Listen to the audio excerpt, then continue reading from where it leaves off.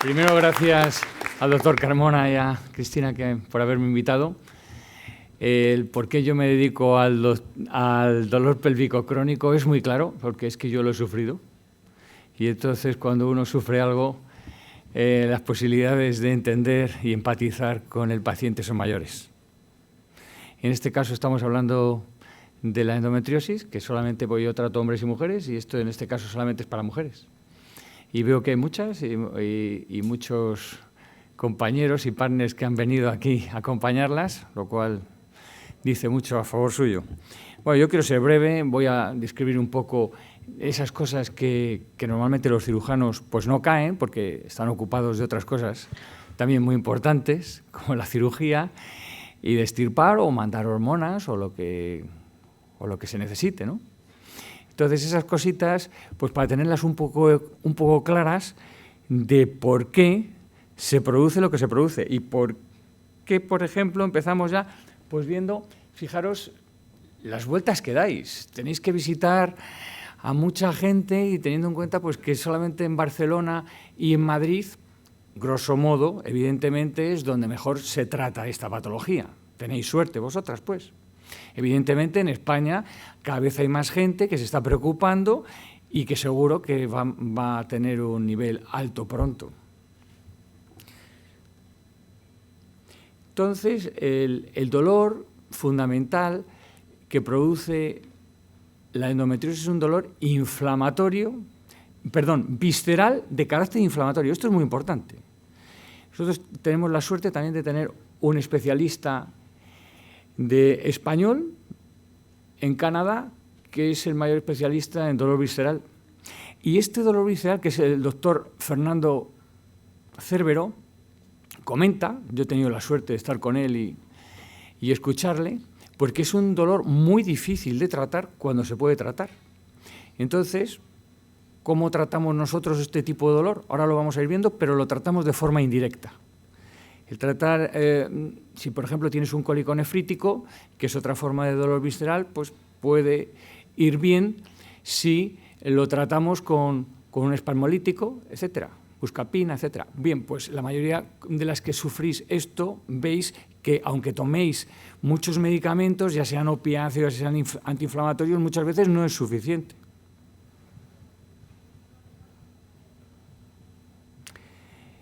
Yo voy a pasar bastante rápido algunas cosas que ya os ha hablado el doctor Carmona, por ejemplo, de cuál es el tratamiento de dolor visceral crónico. Pues el primero, el hormonal y quirúrgico, y sobre todo después hacer un poco de prevención de esas adherencias que se van a producir en la mayoría de los casos. Hay gente que no cree en las barreras, pero yo sé que el doctor Carmona, por ejemplo, y su equipo sí cree, y debe por lo menos intentarse. O sea, si te van a operar, pues que pongan una barrera para que esas formaciones, que son las adherencias de tejido conjuntivo, pues no se vayan a reproducir, se reproducen en poco tiempo, entre 7 y 21 días ya las tenemos otra vez formadas. Entonces tenemos que ser hábiles y dedicarnos a esos momentos. Aquí, esta es una foto sacada de de los vídeos del doctor Carmona, colocando una de estas barreras. Y además, pues varios metaanálisis han demostrado que tienen cierta utilidad y en caso de duda, pues la verdad es que debemos de utilizarlas. Después, lo que me gustaría a mí comentaros, esto es para mí muy importante y es por lo que se dirigen a mí las pacientes, después de haber sido normalmente bien tratadas por los cirujanos, ginecólogos, también urólogos, porque muchas veces inserta la vejiga, aparato digestivo, porque puede insertar también parte del tubo, pues el síndrome miofascial del suelo pélvico o de la pared abdominal. No siempre, pero casi siempre se ve afectada la pared abdominal. Después tenemos las compresiones o atrapamientos nerviosos, porque claro, con todas las adherencias que produce, pues puede estar tirando de alguna estructura o haciéndola que se contraiga y finalmente pues podemos conseguir un atrapamiento. Está también muy relacionada. Comorbilidad significa que se da junto con. Entonces, cistitis intersticiales, vulvodinias, fibromialgias y fijaros, otras cuantas más. Neuropatías de pudendo que no se operan, porque la gente ahora vivimos en un mundo a donde parece que el atrapamiento del nervio pudendo es el paradigma, y que sepáis que solamente es entre el 3 y el 7% de los dolores pélvicos. Y del 3 al 7% solo quirúrgicos, los demás no se operan. Estamos hablando de cuando hay una supuesta compresión del nervio pudendo. No estamos hablando en este caso de la endometriosis, que por descontado se opera en muchos casos, muchísimo más que en un 3 o un 7%. Pero aparte del dolor visceral del que hemos hablado antes, se producen asociados dos tipos de dolor también. El neuropático, que veis un poco más abajo, que ese es el que normalmente suelen tratar los compañeros. Pues te ponen un antidepresivo, te ponen la famosa lírica o la gabapentina, que son anticonvulsivantes de origen, pero como no eran buenos antiepilépticos, pues los pasaron al dolor y realmente funcionan. Pero no os creéis que funcionan en tantos casos. Funcionan, no supera el 20% de los casos. Y entonces, claro, eso es un problema. ¿Pero por qué no supera eso? Porque este dolor neuropático va asociado al que veis arriba en azulito, que es el dolor miofascial. Según los estudios que hemos hecho nosotros, la verdad es que se acompaña en la práctica totalidad de los casos. Entonces, este es un dolor, que es el que normalmente despierta por la noche. El neuropático no suele despertar por la noche. Entonces, este es el que hay que tratar. Pero que es secundario, pero es el que muchas veces disminuye la calidad de vida que hablaba el doctor Carmona. Y el mecanismo de acción es muy simple. La víscera, tiene una serie de terminaciones, para decirlo muy simple. Tiene una serie de terminaciones nerviosas que tanto la víscera como el músculo van a ir al asta posterior de la médula. Entonces van aquí y entonces el cerebro no lo distingue si es uno o es otro. Y este es el famoso reflejo viscerosomático descrito últimamente por el doctor John Jarrell, que lo ha relacionado con la endometriosis. Pero vamos, siempre que hay una víscera hueca se da este tipo de reflejo. Supongo que el síndrome miofascial casi todos lo conocéis, pero resumiendo mucho para que lo tengáis claro, es un acortamiento continuado y definitivo del músculo. Si el músculo tiene que tener esta longitud, está siempre así, acortadito. Entonces, claro, todas las estructuras que viven dentro, incluido las propias fibras musculares, no viven. Claro, y sin vida, pues es difícil. Entonces aparecen una serie de catabolitos que se van a acumular ahí dentro, histamina, bradicinina, prostaglandina, sustancia P, prostaglandinas, hidrogeniones, potasiones, etcétera, etcétera. Todo eso produce dolor. Y claro, muchas veces no solamente basta con fisioterapia bien hecha, sino que hace falta una serie de cosas más para ayudar a estas pacientes. A vosotras, en este caso. ¿Nosotros cómo diagnosticamos y cómo nos aseguramos de que tenemos el síndrome miofascial? Pues a través de 3 formas muy simples. La clínica, el test que realiza el doctor Zarza de nuestro equipo, que es neurofisiólogo, a través de medios de imagen y, finalmente, un asunto tan simple como es la palpación. Con la palpación, con una buena mano experta, puedes llegar a conclusiones importantes. Y por descontado que la puede tener cualquiera que la desarrolle. Esto no es cuestión solo de fisioterapeutas o mío, o no. Cualquiera que explore de forma continuada, finalmente va a saber que tenéis un síndrome miofascial asociado. Y claro, y aquí veis que hay síntomas que encontramos según los músculos. Cada músculo te va a dar un síntoma diferente. Y además van a ir cambiando, que esto le vuelve a uno loco. Hoy no hago pipí bien, mañana no defeco bien. ¡Uf!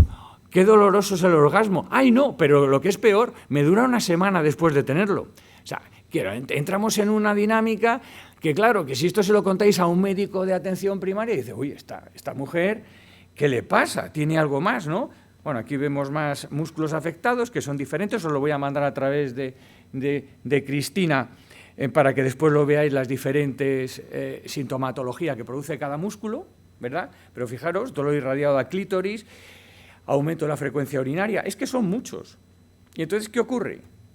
Pues que es desconcertante, es muy difícil de encarar el problema, estamos ante un problema complejo, la paciente está muy nerviosa, lógicamente, porque como le duele todo, como no está nerviosa. Y entonces, claro, pues muchas veces se la etiqueta de loca, pues en absoluto, y se la manda al psiquiatra, porque no está bien de la cabeza. Entonces, claro, esto no es lógico. Nosotros tenemos que buscar una serie de herramientas y ofrecérselas a las pacientes para que puedan, a través, o sugerírselo al médico, o incluso ellas poder hacer una fisioterapia adecuada en casa. Que esto, pues, es posible. O sea que se puede uno autoayudar. Entonces nosotros, el estudio neurofisiológico que hace el doctor Zarza, que para nosotros es determinante, aparte que nos ayuda también a saber si puede haber un atrapamiento del nervio pudendo, si puede haber una neuropatía, si puede haber una disfunción de un reflejo sacro, por ejemplo, etcétera. Vemos hasta dónde se ha podido extender en la zona esta enfermedad tan terrible que es la endometriosis, hasta dónde ha llegado, qué ha infiltrado. Entonces, esto es lo que vemos, esto es lo que hace el doctor Zarza, hace estos diagramitas, y vemos aquí, pues arriba tenemos un diagrama normal que está dentro de ese rango verde, y después cuando tenemos un problema neuropático que ya está fundamentalmente afectado el nervio, pues todos los puntitos, esto se llama nube de puntos, pues aparecen en el lado izquierdo. Y cuando tenemos un síndrome miofascial, que es casi siempre, y cuando se alarga mucho, pues vemos que es un síndrome miofascial, pues de larga evolución y que está produciendo muchos problemas al que lo sufre. Después hay una serie de cosas interesantes que nos permiten saber también detectar los puntos gatillo y las bandas tensas del síndrome miofascial, que lo podemos hacer a través de la ecografía musculoesquelética, ya sea con las sondas. Nosotros tenemos una serie de sondas, o las tenemos lineales o las tenemos intracavitarias, entonces lo vemos. Y también, bueno, aquí vemos un caso, punto de gatillo. Vemos aquí, en esta zona más negrita, que nosotros le llamamos hipoecoica, pues aquí tenemos un punto gatillo, Entonces, no es fácil de verlo, pero esto está buscado en el músculo más fácil donde se encuentra, que es el trapecio, aquí detrás de la espalda. Lo vemos bien.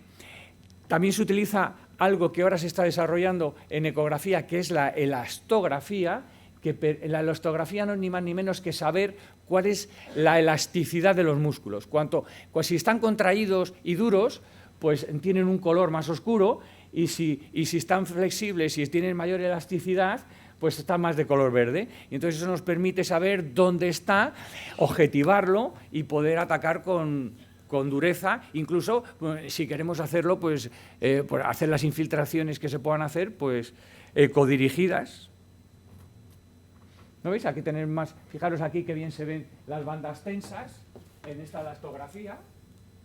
Fijaros, estos son tejidos duros, que los toca así, es como si fuera una cuerda de guitarra, que vosotras si os tocáis la barriguita, pues seguro que os la notáis, o si os exploráis por abajo también, pues también podéis notarlo.